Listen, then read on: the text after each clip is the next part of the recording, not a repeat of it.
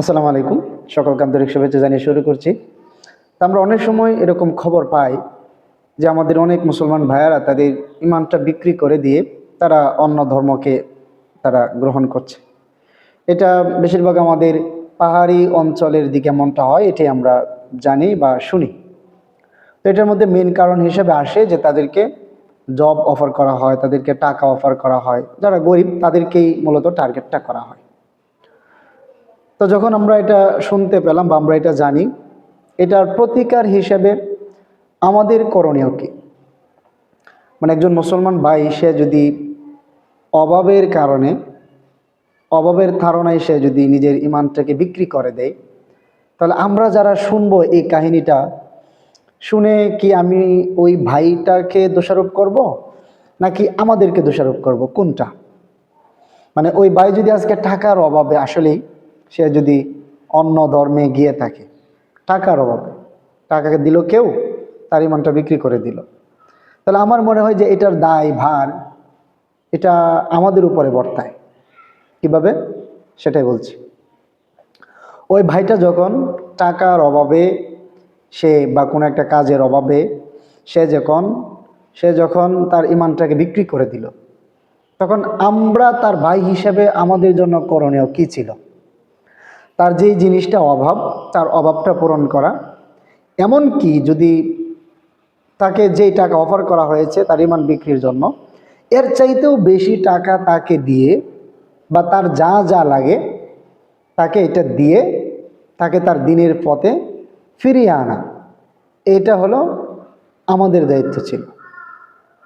কিন্তু আমরা যেইভাবে বসবাস করি বা আমরা যেই লেভেলে বা যেই মন মানসিকতা নিয়ে আমরা চলাফেরা করি বা আমরা জীবন অতিবাহিত করছি, এইটার মাধ্যমে, এই জীবনের মাধ্যমে একজন ভাইকে টাকা পয়সা দিয়ে তাকে স্বাবলম্বী করে দিনের দিকে ফিরিয়ে আনা, এটা মনে হয় যে অনেক ক্ষেত্রেই অসম্ভব।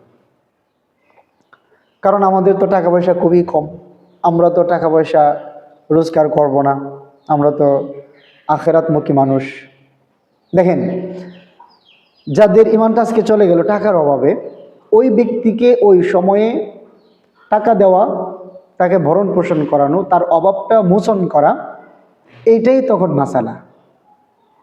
ওই ভাইকে দোষারোপ করা, গালিগালাজ করা, ওইটা না।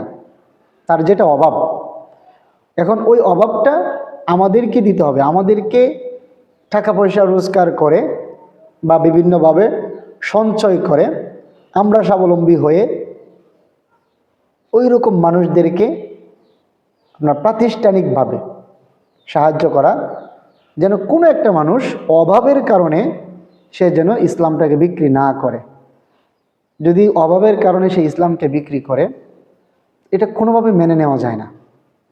ভালো মানুষ যারা, এরা যদি টাকাওয়ালা হয় তাহলে অবশ্যই তারা ভালো কাজ করতে পারবে। আর খারাপ মানুষ যদি টাকাওয়ালা হয় তাহলে আপনি আমার ইমানকে তারা কিনে নিতে পারবে বা কিনে নিচ্ছে অলরেডি। এটার দায় ভার আমরা কোনোভাবেই এড়াতে পারি না। বা আমাদের উচ্চ মহল, বড় মহলের যারা আছে, তাদের চিন্তা চেতনা কেমন, যে শুধুমাত্র এগুলোকে আলোচনাই করা, নাকি পর্যাপ্ত পরিমাণ ফান্ড তৈরি করে এরকম মানুষ দেখে দেখে তাদেরকে স্বাবলম্বী বানায়া দেওয়া, যেন তারা তাদের ইমানকে আর বিক্রি না করে। আমার মনে হয় এটা সবচেয়ে বেটার একটা পদ্ধতি হবে, যদি প্রাতিষ্ঠানিকভাবে টাকা সঞ্চয় করে তাদেরকে দেওয়া হয়, তারা যেন টাকার অভাবে কেউ তার ইমানটা বিক্রি না করে।